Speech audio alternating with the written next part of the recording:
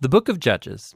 So remember, after Joshua led the tribes of Israel into the promised land, he called them to be faithful to their covenant with God by obeying the commands of the Torah. And if they do this, they will show all the other nations what God is like. So Judges begins with the death of Joshua and basically tells the story of Israel's total failure.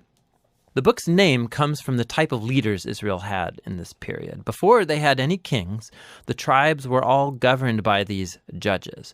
Now, don't think of a courtroom. These were regional, political, military leaders, more like a tribal chieftain. And you need to be warned, the book of Judges is very disturbing and violent. It tells the tragic tale of Israel's moral corruption, of its bad leadership, and basically how they become no different than the Canaanites.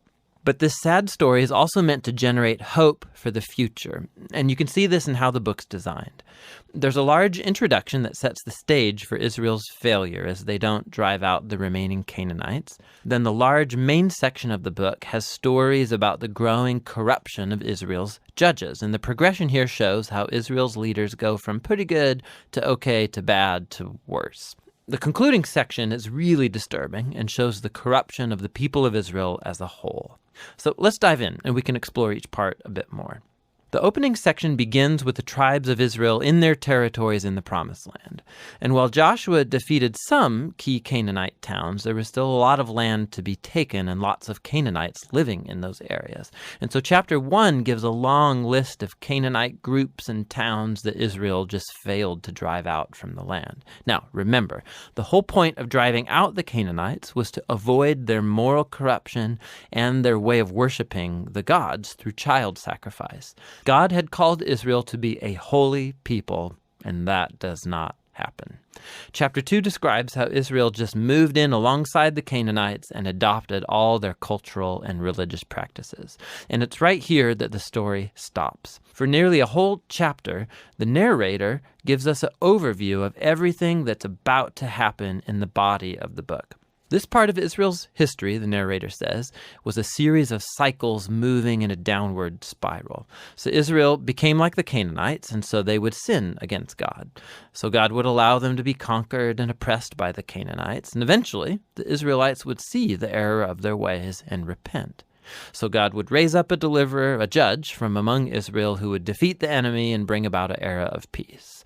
But eventually Israel would sin again, and it would all start over. This cycle provides the literary design and flow for the next main section of the book. It gets repeated for each of the 6 main judges whose stories are told here. Now, the stories of the first 3 judges, Othniel, Ehud, and Deborah, they are epic adventures. They're also extremely bloody stories. Either the judge themselves or people who help the judge, they defeat their enemies and deliver the people of Israel. The stories about the next 3 judges are longer, and they focus in on the character flaws of the judges, which get increasingly worse. So Gideon, he begins pretty well. He's a coward of a man, but he eventually comes to trust that God can save Israel through him. And so he defeats a huge army of Midianites with only 300 men carrying torches and clay pots. But Gideon has a nasty temper, and he murders a bunch of fellow Israelites for not helping him in his battle. And then it all goes downhill from there. He makes an idol from the gold that he won in his battles. And then after he dies, all Israel worships the idol as a god, and the cycle begins again. The next main judge is Jephthah, who's something of a mafia thug living up in the hills. And when things get really bad for Israel, the elders come to him begging for his help. And Jephthah was a very effective leader. He won lots of battles against the Ammonites, but he was so unfamiliar with the God of Israel, he treats him like a Canaanite god. He vows to sacrifice his daughter if he wins the battle. This tragic story, it shows just how far Israel has fallen. They no longer know the character of their own God, which leads to murder and to false worship.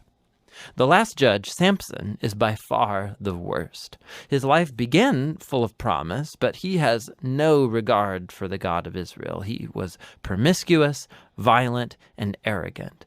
He did win brutally strategic victories over the Philistines, but only at the expense of his own integrity, and his life ends in a violent rush of mass murder. Now, a quick note here. You'll notice a repeated theme in the main section of the book, that at key moments, God's Spirit will empower each of these judges to accomplish these great acts of deliverance.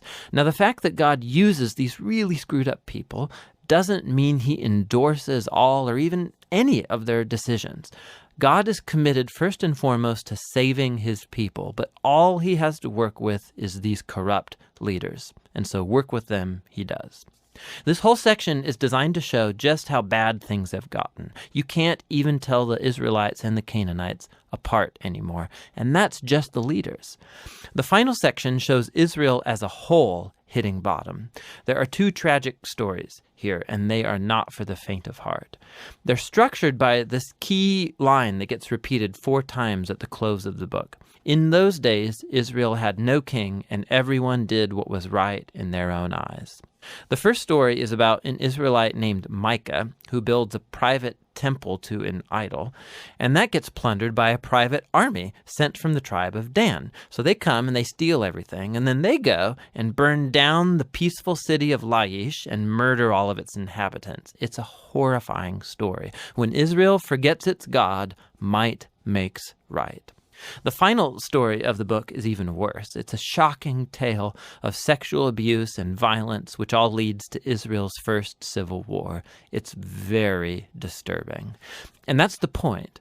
These stories are meant to serve as a warning. Israel's descent into self-destruction is the result of turning away from the God who loves them and saved them out of slavery in Egypt. And now Israel needs to be delivered again from themselves.